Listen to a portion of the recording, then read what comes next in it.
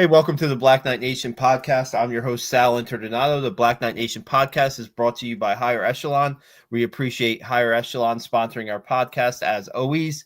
I'm here with Seth Mendelson from Black Knight Nation and Cuthbert from SSN Army. Appreciate Cuthbert joining us again to talk about Army's first loss of the season, 49-14 to number 6 Notre Dame at Yankee Stadium Sunday night. Prime time, NBC Peacock game, Notre Dame home game at Yankee Stadium. Seth and I were there live. I guess Notre Dame was no doubt the better team here. They outplayed Army in every facet of the game, but it's when we put the prediction time story out, I think I got it out Saturday morning, and you see Army fans predicting an Army win. There was a lot of hope in Black Knight Nation for Army to maybe pull out this game or at least keep it close. The spread was 14 points. And, once things snowballed a little bit on the Notre Dame side and Army just couldn't move the ball well enough and couldn't keep up with Notre Dame, it was pretty much ball game. It was 27 at halftime, Seth. It's like Seth wrote in the story. It's a little dose of reality. You're 9-0. You haven't played the best schedule in the world. Not to your doing. You only can play what the AAC gives you. The AAC gave you your first year schedule, and you got a lot of the bottom feeders of the AAC.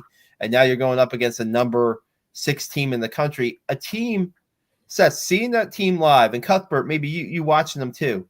This is a team that, if they get that kicking straightened out, could compete for a national title. Notre Dame. You could be seeing Notre Dame maybe being the last of 4 teams when it comes down to the end of the season. That's what I saw, at least on Saturday night. Seth, you want to provide your insights to start? And I saw a similar thing. I mean, Notre Dame's won something like 9 in a row now after, that very odd loss to Northern Illinois early in the season. This is a really good team. They got great running backs. They got good receivers. Their quarterback is solid and steady. Defensively, they shut down Army with a combination of size, speed, agility. I didn't see an Army receiver open all day. Now, he completed 4 passes, so somebody was open a little bit, but there wasn't a lot of room there. And they shut down the outside game. They shut down the inside game. Notre Dame is the real deal. And they have as much chance of winning. I think they're predicted to be a 7th seed now, which will give them a first-round home game. It's they could win. I mean, that home game, that first-round home game, is vital for these teams that make the tournament. Don't get the bye. The first 4 get the bye, of course. So I was I could tell from the get-go we were going to have a long night, and I was hoping that I'd be wrong, and I wasn't. Yeah, Cuthbert, what are your initial thoughts on the game? Hats off, all credit in the world to Notre Dame, their players and their coaching staff. Monken said it in his weekly press conference that, man for man, they are going to be more talented than we are. And he spoke very highly of their coaching staff, not just in terms of their experience playing against Army, which they have between, their head coach and their OC. But when Freeman said this past week, we are not treating Army as Navy 2.0, and we are taking them very, very seriously. I saw that in the gameplay. They had no missed assignments. You're talking about there's not a single receiver. I mean, it felt like there was not a single receiver that got open. I'd agree with that. And by the same token, the defensive backs, there were times where it felt like they were in our headsets. They were so ready for what we were going to do. And that's not a criticism on Army. That is a tip of the cap to Notre Dame. We couldn't work to the outside because they knew, within a half second of the snap of the ball, whether they needed to be crashing down. We're doing the best we can on the outside trying to block them. But, they're bigger, they're stronger, they're faster, all of those things. They were really, really hungry. I don't have that many critiques of the game that we played, of our players, or even really our coaching staff. I mean, maybe a little bit here or there, I could nitpick some things. This was just a situation in my eyes. Navy were 100, or excuse me, Notre Dame was 100% prepared. They showed up. They made almost no errors, and it showed. And I wasn't particularly confident we were going to be able to win. I was particularly confident we were going to keep it a little bit more competitive. And like you said, pretty early on, it became clear, like, guys, this just ain't our night. I mean, it's not our night. This is Alabama versus Georgia in the first half. They can do no wrong. Everything they're doing is right. Everything we're doing is playing right into their hands. I mean, what do you do in that situation? You know what I mean? They're a top 10 team for a reason. So yeah, you had to play perfect football to win this game, right? You had to play perfect, and you couldn't have any mistakes, and you would have to hope that they made a few. And they didn't really make any mistakes. And, when it's 7-0, they score, they drive right down, score a touchdown. Army's next possession, and the punt gets blocked. That Monken said it was their first punt block since 2017. I haven't had a chance to look that up, but I'm gonna go out and believe the coach. I mean, that's a long time. That's 7 seasons. Right. We don't get them blocked often. No, and so they guy comes beats the guy in the shield, gets a paw up, and blocks the punt. It was rough from there. I mean, but then it's 14-0. And Army scores a touchdown. They get aided by a couple, 2 or 3 Notre Dame penalties, key Notre Dame penalties. And then Notre Dame's driving down again, and they get to the goal line, and you're like, okay, here we go. And Army makes the stop. It's 14-7. There's some momentum on their side. Maybe they're stuck at their own 2 or 3 yard line, so they got to fight their way out. And they just couldn't move the ball in those 3 plays. They just couldn't get the ball out of the end, out of their end. I don't know. I mean, I was talking to Seth about the play calling in that situation. I'll give the ball to Bryson Daly 3 times, run it up the middle, and see what he could do. They tried to bounce the ball to the outside on first down. It didn't work. Daly ran pretty hard on second down, got him 5 yards or so, and then he threw a pass in the flat to Noah Short that was double covered on 3rd and 5 or whatever it was. I don't know. I mean, didn't work out. And from there on, Notre Dame turned it on. Real quick, glad to see a Notre Dame fan join us. We really appreciate it. GBank5 saying, Notre Dame fan, hats off to Daly, kid is tough as nails. I did want to say that we want to talk about Bryson Daly in a little bit. Maybe next topic, but it just didn't work. It just didn't work out after, that goal line stand. You thought they would have some momentum, couldn't get any momentum. And man, it's tough to see because they've had such a great season. They've had such a great start, and to see everything just kind of end the way it did is rough. But the team played hard. The team did play hard. And there's a Notre Dame fan noticing how hard Army's quarterback played. We have the YouTube press conference. The press conference, post-game press conference is up on YouTube. And the Bryson Daly and Andon Thomas one has over 1,000 views already, 1,100 views. That's a lot for us. Coach Munkins has 350. So there's somehow, some way, the video of Andon Thomas and Bryson Daly got out to maybe some Notre Dame fans. And there's comments from Notre Dame fans, just like this guy right here, G-Bank, watching us. Hats off to Daly. Bryson Daly and Army might not have won the game, but they earned a lot of respect from the Notre Dame fans. That's all. That's my take here. They earned a lot of respect from the Notre Dame fans and how hard they played. They could have just said, "Okay, we're getting our brains beat. I mean, we're being boat raced. We're being blasted here.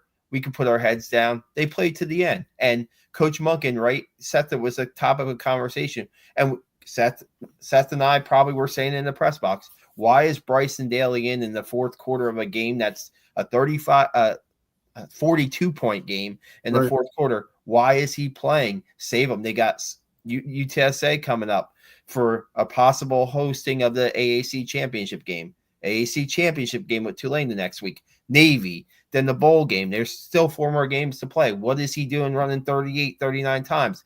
And Coach Monken basically said, that's who we are. That's who we are as a football team. That's who they're going to be when they get out of West Point and serve. We don't back down from a fight. We're going to keep on fighting to the end. And, he said some people might say, hey, maybe I should have got him out of there and a little bit less hits in the game. But man, they won the respect of the Notre Dame fans, which says a lot. So that's my take on it.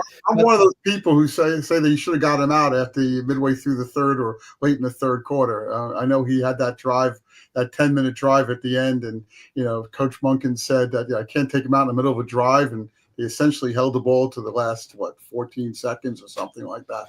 But I 39 carries for your quarterback, who's your team. In that situation, that's that third quarter and fourth quarter. I'm sorry. I know you want to play hard. You got other quarterbacks who are going to play hard. They'll play just as hard as, may not be as good, but they'll play just as hard as Bryson Daly would play. So I kind of wish he took him out. I hope he's okay. It seems like he's okay. But I think we got lucky there because we do have 3 big games coming up, and then the bowl game. We have 4 big games coming up. And Bryson Daly is West Point 2024, West Point football 2024. Well, and I had said earlier that I don't have that much to be critical of in terms of the coaching staff. And I'm not critical of Monken's decision to keep Daly in, especially the quote he made in his post-game presser about, just like all the things you were saying, Sal, about what it means to be in the Army and to be a leader. And I agree with that 100%. I'm not critical of the fact that he stayed in. I am somewhat critical of the fact that he ran it 39 times, and not even from a logistical, I'm worried he's going to get injured standpoint, but just more of before this game, the last time I was on Black Knight Nation, I talked about my concerns that we revert to sort of the 2016, 2017. We're just going to give it to Ahmad Bradshaw, and that's the offense. I mean, Daly is a dynamic player, and he can do that, but we have other tools. And I think if we had started earlier in the game trying to incorporate some of those tools, and look, the pass game wasn't working, and we weren't going to be able to get the midline options because of the quality of the Notre Dame defense. I understand that. But Kanye Udo only getting 10 carries. I think we can do better than that. And we've got some bruisers. I mean, get Rendina in there, get Hayden Reed in there, and have them throw a couple fullback dives just to put the defense, start to question what are they going to do. I thought it was, I think it was something like 5 of the first 6 plays, it felt like, were QB reads. They were. And, after those first 2 drives, I just sort of thought to myself, well, now Notre Dame knows exactly what we're going to be doing all game. And I don't know how right I was, but I was not particularly pleased to see Daly with 39 carries. Yeah, Ben Davis saying it was clear Notre Dame was keen on Daly the whole game, could have spread the ball around a little bit more. They tried the outside. It didn't work sometimes. It seemed like they were bringing the guy from the weak side to trail Daly most of the time. The guy was coming in unblocked from that weak side. That was their plan pretty much. I mean, at some point, you got to pick up the weak side guy and at least check him a little bit, give him a little bit of a block and give Bryson a little bit more time to run the ball if that's your game plan. There were at least 4 or 5 runs where if we even get a shoulder on that backside trailer, Daly can get another 2 or 3 yards. And I mean, for the Army offense, that could be the difference between sustaining a drive and having to go 3 and out for the 5th time or whatever it was. Yeah, I mean, I'm sure they're seeing it on their iPads now. I'm sure that's pretty evident on what was happening. They just couldn't get them blocked. Couldn't get number 4. Number 4 for Notre Dame was pretty active in that scheme, and it worked. I mean, it's just like, and the thing is, like, you get some big plays, and you get some play. Hayden Reed I don't think he carried the ball, and he had that one catch that was taken back by that chop block, which wasn't really a chop block. It was Kanye Udo was penalized for it. Take that penalty away from Kanye. It wasn't his penalty. I think that the center might have tackled that guy coming through. Maybe it's a hold. It's not a chop block. The yardage is kind of half the distance anyway. It's 1 yard here, 2 yard here. But the chop block was called, and it wipes out that Hayden Reed play, which was going to move the chains and one of their bigger plays of the game. So, I mean, it's just stuff like that happens, and it's hard to rebound from something like that in this offense when you're playing the team on the caliber of Notre Dame. This is the most conservative game plan I've seen this year for Army. In 10 games, this was the most conservative. I think the opposite should have been, considered. That, go for it. I mean, the odds of West Point beating Notre Dame before the game, come on, I think ESPN had us at a 17% chance of winning the game. This is the game that they should have kind of like, in my opinion, I'm not the coach, but in my opinion, they should have tried different things just to give it a shot. And they didn't. They stayed very conservative. They tried to go outside a couple of times. It didn't work. So they had to go inside. But it was basically, daily carry left, daily carry right. And Notre Dame knew that, as Cuthbert said. You're going strength versus strength, right? You're going Bryson Daly and your power running game versus a really good Notre Dame run defense and a very athletic Notre Dame defense who was shifting before every snap. And maybe that threw off the offensive line. I can't speak for the offensive line, but they were very active on the defensive front, Notre Dame, and they were closing gaps pretty quickly. And there was really not a lot there. There's really not a lot of a burst. And when there was a burst there, the things just didn't happen. There was a fumble there, which didn't amount to any points, I don't think, but it was a pretty good run that got wiped out in Notre Dame's ball after, so it's really it's rough. Go ahead, Cuthbert. Sorry about that. I mean, obviously, hindsight 2020, everybody knows exactly what plays to call, when the game is over. So, I mean, with that caveat, I will say, we have such a deep roster and we have so many players, and to see us go to Daly so much, to your point, Seth, with this conservative game plan, when it seems to me that, by the second or third drive, it should be pretty evident that the QB read is, it's only going to be netting you best case scenario 5-6 yards, worst case scenario 1 yard. So, I mean, statistically, what would it mean to just do a fullback dive at that spot? And if we're only going to get 2 yards, well, we only would have gotten 2 yards from Daly, and at least then maybe we're giving him a little bit of a break. And something else that I noticed, it felt like this game got away from us pretty quickly. Maybe not got away from us, but the tone was set very early. It became pretty clear to me, like, okay, like we're definitely not going to win this game. How close it's going to be, we'll see how the game proceeds. But the first 2 drives, we had the ball in the exact same spot, right? The first kickoff, we actually returned it out of nowhere. We never return them. We got to the 26. The second one, we took the touchback, but we set up on the right hash. Now, I don't know if you all saw this. I mean, you all were in the stadium, so probably not, but I saw it on the broadcast. I wish I'd taken a picture and tweeted it out. They did an aerial cam shot of Army approaching the line of scrimmage for the first play of the game, and you could already see the turf had huge gouges in it. Mm. And people were talking during the week. I mean, I'm not trying to blame the field. I'm not trying to say, if it wasn't for this, we would have won. But it's not helping if for our first 2 drives, we are playing. I mean, you could see huge gouges, and it's like we've done warm-ups and 1 kickoff. How is the field already this torn up? I mean, it's a baseball field with sod on it. So, hindsight 2020, obviously, but I felt as a fan, I felt the wind come out of the sails kind of early. I don't think the team did. I think they fought hard all the way through, and all the credit in the world to them. But, I don't know. That was just something I saw that was like, on our second drive, I'm like, why are we setting up on the right hash again? We need to be on the left hash. Is nobody? I mean, Daly stumbled on that pass play on that third down because that turf was no good. You know what I mean? So I don't know. Those are the little things. Good insight. And Casey Reynolds too, when he caught that pass and it looked like he could convert that third down, he kind of slipped on the turf too, and was a yard or so short, and then the Army didn't get it on 4th down. I think they missed on 4th down 3 times in the second half, whatever that's worth. Real quick, Notre Dame, their big plays, right? I researched this before the podcast. Before the Notre Dame game, Army had given up a grand total of 3 touchdowns of 20 or more yards all season. 2 to Temple and 1 to East Carolina, I think. And in the Notre Dame game, they gave up 3. The 28-yard pass, the first score for Notre Dame, and the 2 big touchdown runs in the second half.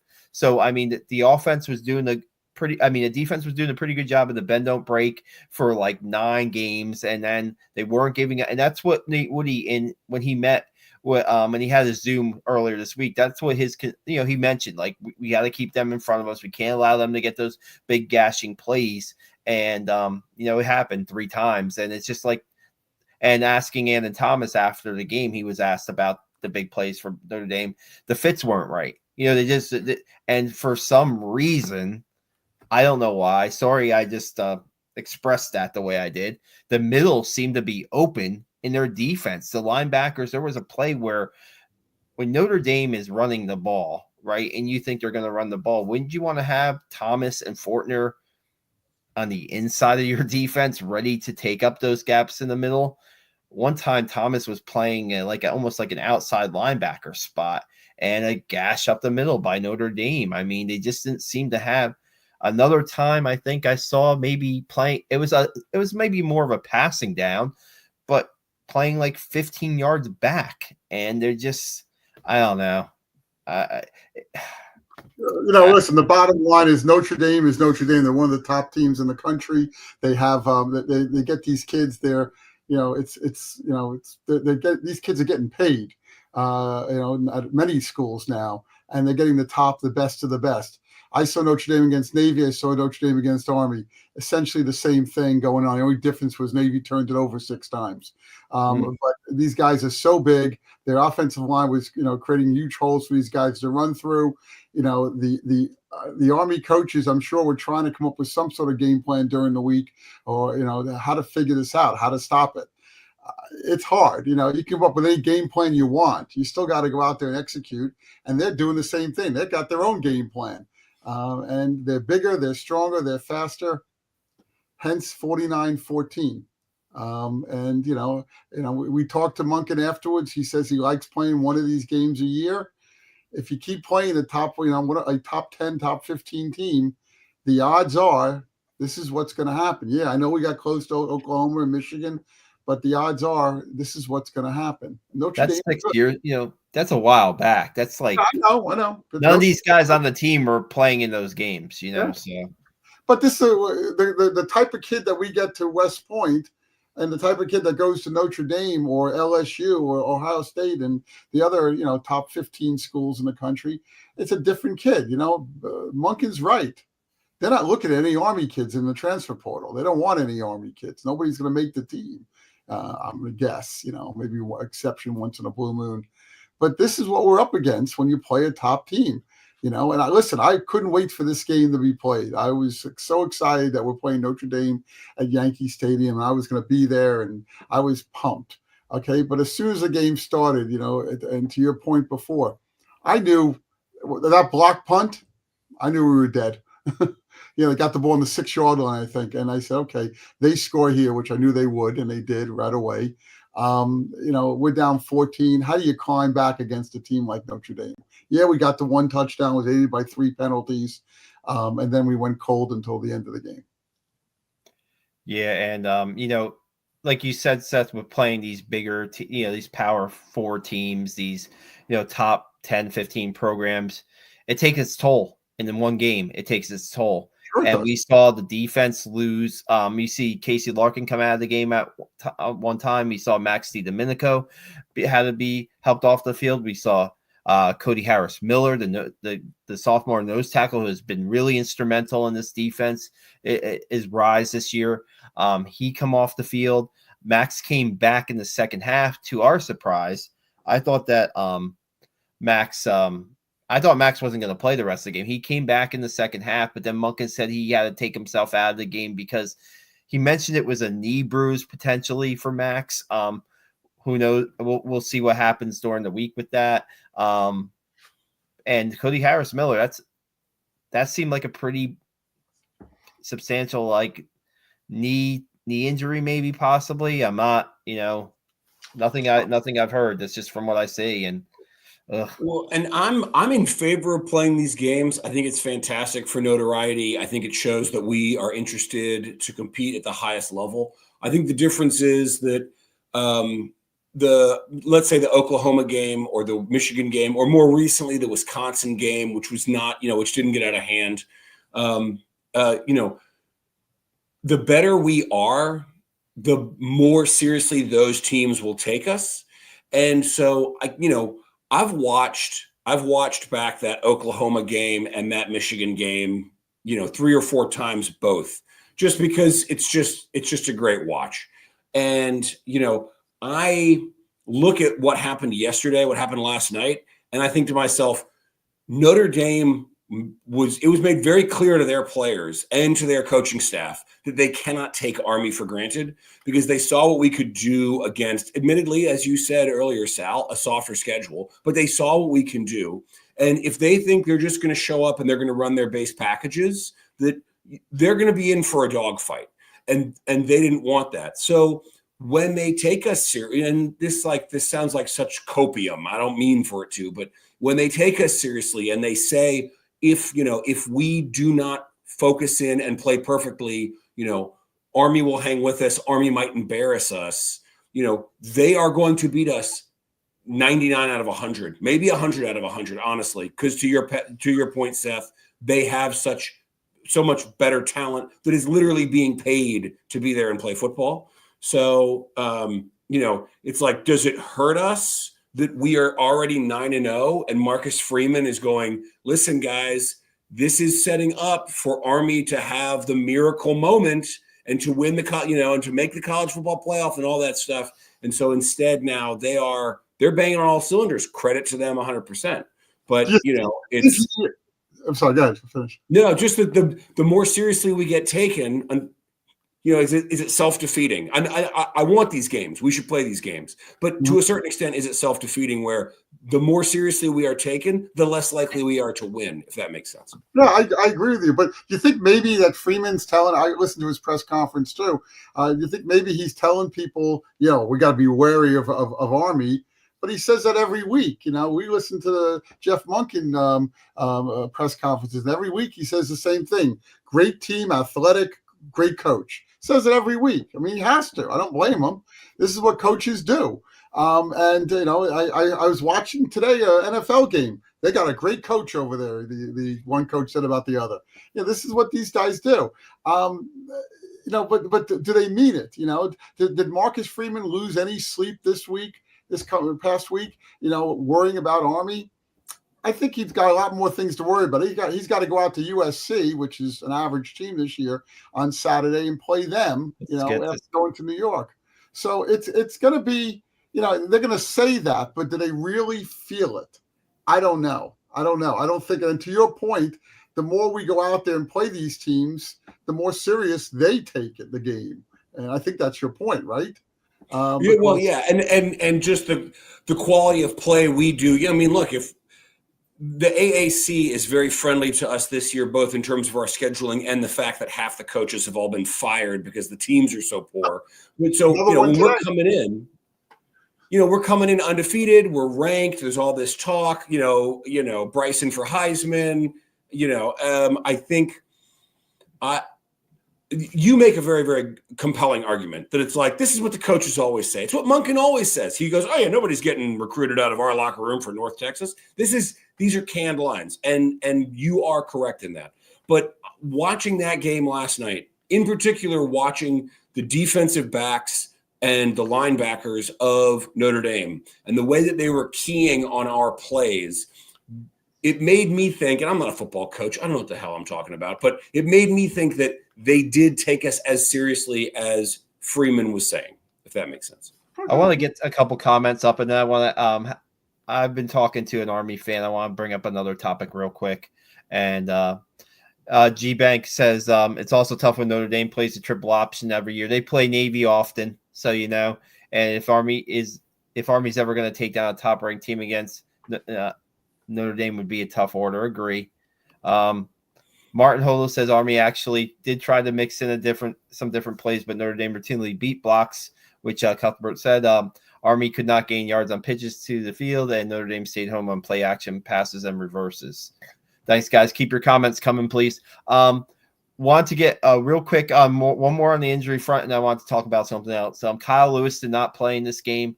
Kyle Lewis, talking to Coach Monken, Kyle Lewis did lead out the team with the black flag. He was able to run onto the field, but Coach Monken says he's out for the season, the rest of the season, with a knee injury. That is a big blow to Army's defense. That is a guy who started all but one game last year at nose tackle for Army and started every game up into the Notre Dame game at defensive end. He's just a consistent, solid player for Army. He's there in spots where he should be. He allows the linebackers to make plays, and losing a senior captain like Kyle Lewis is a really big blow to the defense on top of the injuries that they suffered against Notre Dame that we don't know if the guys will be back or the status of those players. So just want to get that out there. The real quick, I don't want to dwell too much in the past, but the Oklahoma and Michigan games, right? Also, Cuthbert and Seth, the cut blocking rule was in effect then, right? You could cut block. Here you can't cut block. And an Army fan that I talked to was mentioning the cut blocks a lot. If we could cut block, then maybe the playing field would be a little bit more equal. And Coach Monken said that would be the equalizer potentially. But when you're facing a team like Notre Dame, tough to say how much, So just wanted to bring that up that, back in those days, cut blocking was legal to a point.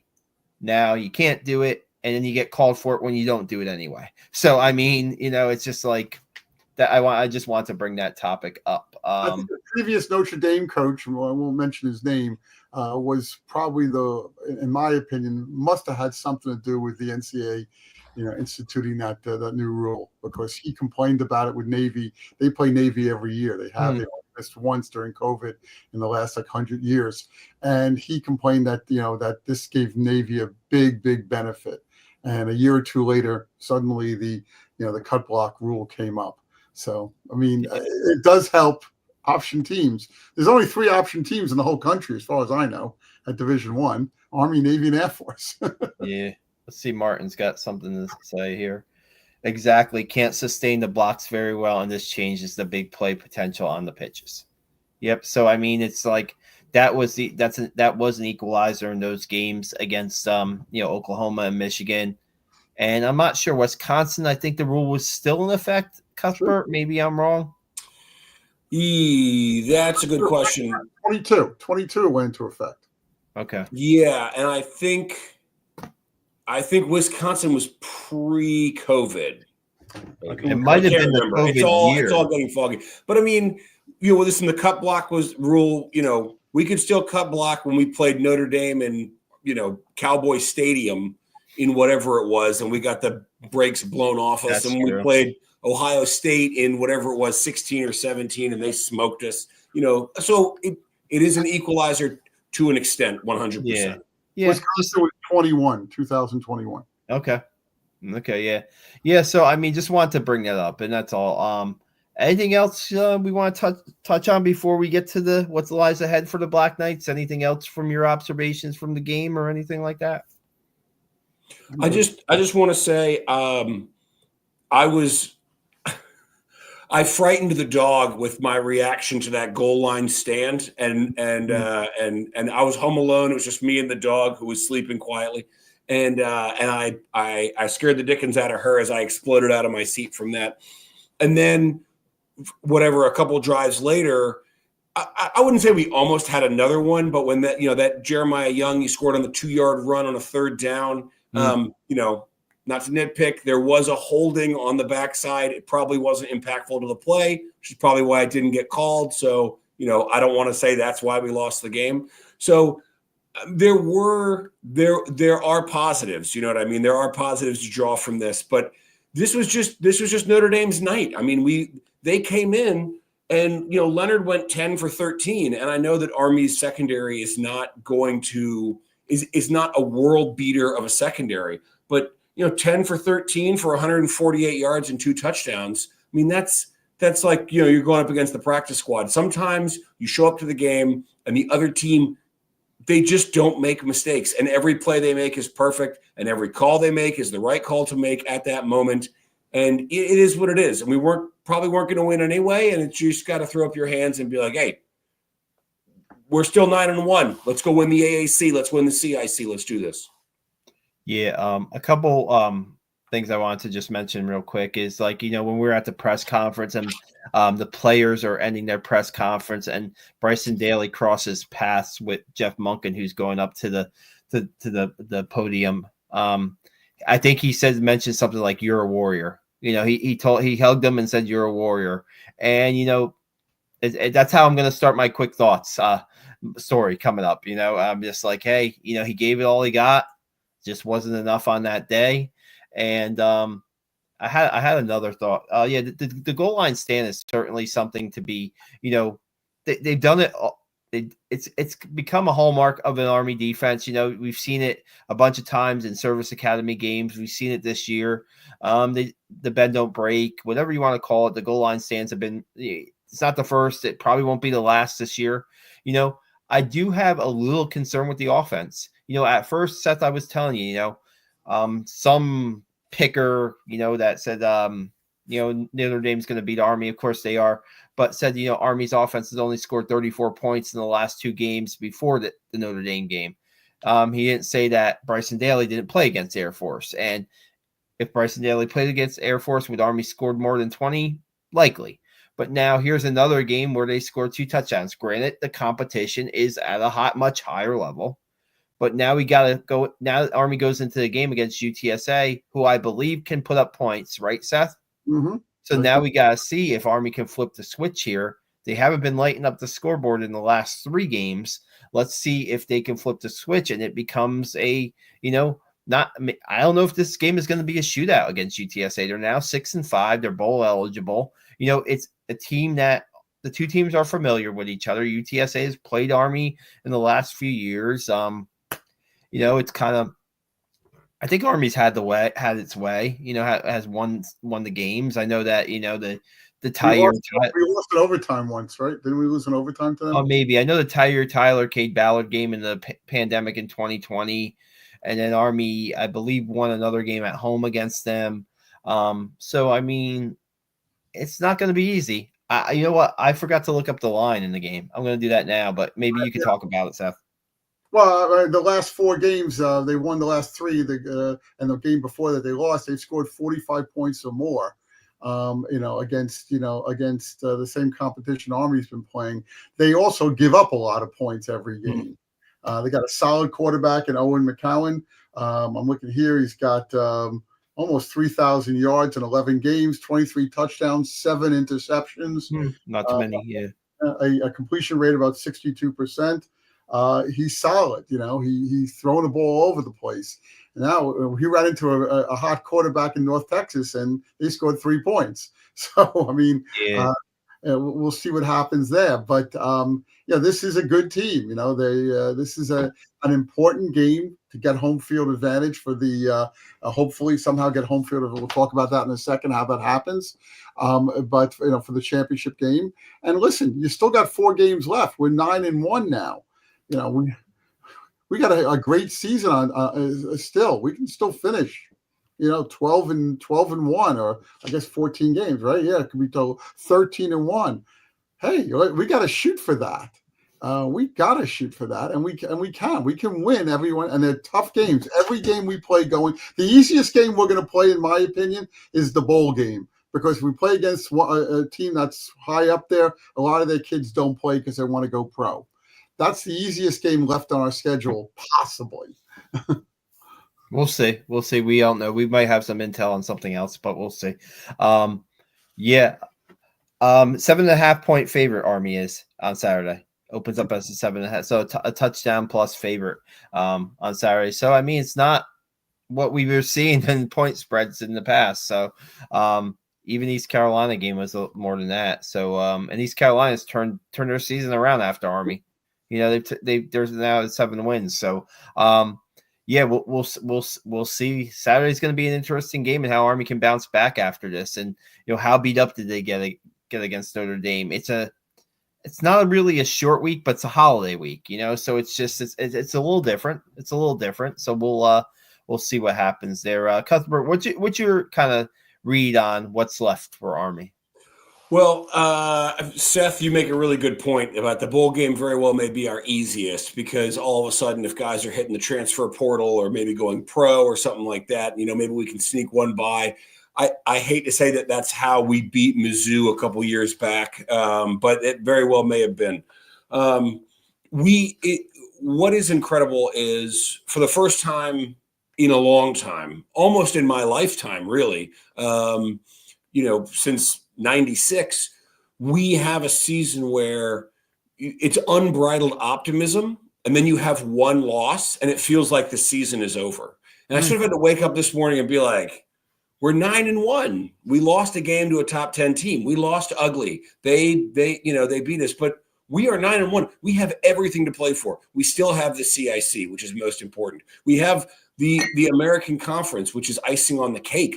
We know we're going to be playing Tulane. We don't know where we're going to be playing them. Right now, Tulane is hosting, provided we both win this upcoming weekend or we both lose this upcoming weekend. Now, we got UTSA. They've got Memphis. Memphis and Tulane have played each other 17 times in the last 18 seasons or something like that. Don't tell me Memphis doesn't want to play spoiler. The UTSA, they're on the rise. They were predicted to do really well at the start of the season. They started very, very sluggishly. They've won 4 of their last 5, but all of their wins are coming at the Alamo Dome, and this game's getting played in Mikey. And so we're not going to have the core cadets there because it's a holiday week, but it's also going to be a holiday week for UTSA, and they're going to be outside, and they're going to be, at Mikey Stadium, and it's going to be cold. And this is not a gimme game, because they have found themselves. And, Jeff Traylor was melting down in press conferences 2 months ago, already making excuses for losses for games they hadn't even played yet, and they've turned it around. So this is not going to be a gimme game by any stretch. We don't know how banged up we are really following Notre Dame. But what I love about where we are in our season is that we've got UTSA. This is a huge game. We've got the AAC championship following that. Huge game. We've got Navy, obviously, huge game. And then we're going to have a bowl. And it's unclear exactly where the bowl is going to land. And now we've got the 12-team playoffs. So the New Year's 6 bowls, they don't really exist anymore. But we have so much to look forward to, so much to play for. It's like everybody just kind of shake off this loss, because, hey, there's still lots of football to play. Yeah, to your point, they have not won on the road this year. They lost to Texas State. They 49-10. Lost to Texas, East Carolina at Rice, and they just lost to Tulsa. They lost to Tulsa. Tulsa just fired their coach, and they lost to Tulsa, whatever it was, 3 weeks ago. So, if you play Army this year, your coach gets fired. Yeah, that's about right. Yeah. I don't know. I had a thought, but Seth interrupted me. No, I'm just kidding. Real quick. Some Army fans are saying they might not win another game this season. So, like you're saying, Cuthbert, like the gloom and doom after the one game. I know if Steve Anderson was here right now, he'd be talking about the 24-hour rule, after the game. I know he would definitely be talking about the 24-hour rule. And I think we're just about past the 24-hour rule of the first loss of the season. And, I'm sure the team today was back looking at the film. I'm sure they have a practice today, and working toward turn their attention to the Roadrunners of Texas San Antonio, no doubt. So it's definitely you can't feel sorry about yourself. You can't rest on your laurels. There's too much at stake in these next 3 games, and with the bowl game too. So we'll see. We'll really see what type of team Army is in these next couple games. We'll really see, were they that team that was knocking on the door of the top 15? Were they that team, or were they a team that maybe took advantage of a pretty easy schedule and won their first 9 games? We'll see. We'll see what happens Saturday at Mikey Stadium. So the second best team Army's playing this year, first best, of course, is Notre Dame, is Tulane.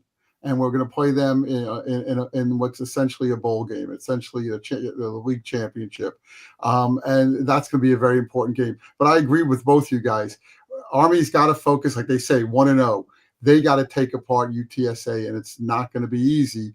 But some of these other games haven't been easy either. East Carolina, North Texas. I'm sure I'm missing somebody else. That we won. Of course, Notre Dame was easy, but they got to focus on this game because this game is crucial. You don't want to go into the Tulane game with give them the home field advantage. By the way, it's not set in stone that if both teams win, that Tulane gets it. It's probable, but if Tulane and Army both win, they're going to go by the power the C college football playoff rankings, and right now they're ahead of us. We don't know what the latest are going to be. Tulane's going to be in there. Army's probably going to drop out or be at least probably, like today's rankings, right? The coaches gave Army number 22 and they number 25 in the AP. They are. So they stayed in both polls, but they did drop. They did drop substantially in the AP.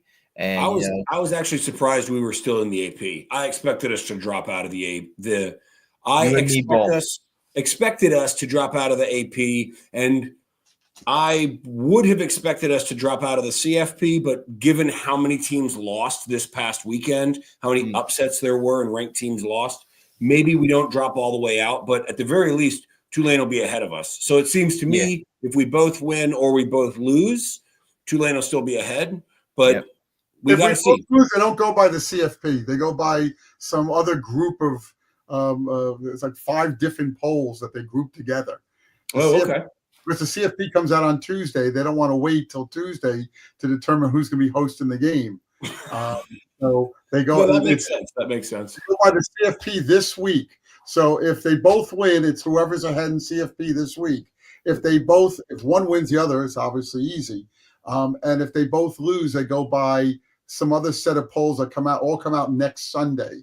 And that's when we'll make the decision who gets if they both lose. The good news for Army, by the way, is Tulane plays on Thanksgiving, so we're going to know if they lose. We're going to know how important that UTSA game is. Okay, if they lose, because we win, we host. And if they win, if Tulane wins on Thanksgiving, that pretty much assures them of the home game because they're going to be in the CFP likely ahead of Army on Tuesday night. So it's just something to watch out for. What's good about this year is you got to check your calendars. You got like last Tuesday, the CFP I think came out. It was coming out at 8:30. ESPN controls, I guess, when it's released, but it was out at 7:30 last week. I was waiting until 8:30 to look it up, and I'm like, holy, Army's already moved up in the CFP. You got to be on your toes for the polls, the rankings, and stuff. So this season's been fun. It's been a good ride. It certainly was a little bump in the road last night at Yankee Stadium, but it still has a chance, like we've said, to be a pretty special season. Army gets right back on track and gets right back on the horse, so to speak, against the Roadrunners on Saturday. So lots to look forward to too. And we've said this before in the past on this podcast. Usually in November, the last couple seasons, we are we hoping Army is bowl eligible, right? They needed the wins to get to bowl eligibility, and now they're already past that point, and now they're competing for a conference championship in their first season. They're they've been in the rankings for a while in 3 different rankings, and it could still be the best season ever in Army history as far as wins, losses, and as far as accomplishments. So, these are the good old days. One loss doesn't change that. Don't forget, Army fans, these are the good old days. So enjoy them now. Absolutely. The season ain't over. Absolutely. Well said. I think we're going to end the podcast on that. Guys, thanks so much for watching us. Check out our BlackKnightNation.com. Seth's game story is on there. I'll be writing some quick thoughts. We'll get you some coverage on UTSA earlier this week because it's a holiday week. Also check out our YouTube channel. We have the press conferences from Notre Dame. I had an interview with Ronnie Makeda, a phone interview of 10 minutes. That was really great. A little Army Notre Dame history. The 1995 game is in there. Ronnie's thoughts on the Army offense and Bryson Daly is also in that 10-minute interview. just great to talk to Ronnie Makeda. He's always accessible. He's a legend in Army history. Like when you go back to the 96 team, and even before that 95 team was pretty darn good too. That took Notre Dame to the brink. So it was great to talk to Ronnie. Check out that stuff. We'll get one more comment here and we'll get out. Nice. Seth, you know what? This guy, we got to go on that, man. Thank you. G-Bank. Thanks a lot, G-Bank. 30 years in the making. 30 years in the making. Hey, G-Bank, anytime you want to stop by and watch our podcast, always welcome. You always welcome. No, that's what I realized. That we found out that Notre Dame, like I said in the podcast, Army got a lot of respect from Notre Dame, even though the scoreboard was a little bit in Notre Dame's favor. I think Army got themselves a couple more fans to follow, no doubt, this team the rest of the season. Appreciate G-Bank, and we're going to be out. Cuthbert, thanks for joining us. Really appreciate it. Check out his stuff on Twitter. You want to give your handle out? Yeah, I'm at SSN Army on Twitter. I also have a personal account, which is just Cuthbert Hutton, which is my name, which is like, I don't know. I don't really use for much anything. But, Sidelines Army. Check me out. And, go Army, beat UTSA.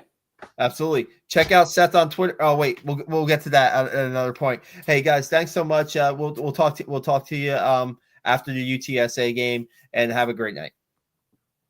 Good night, guys.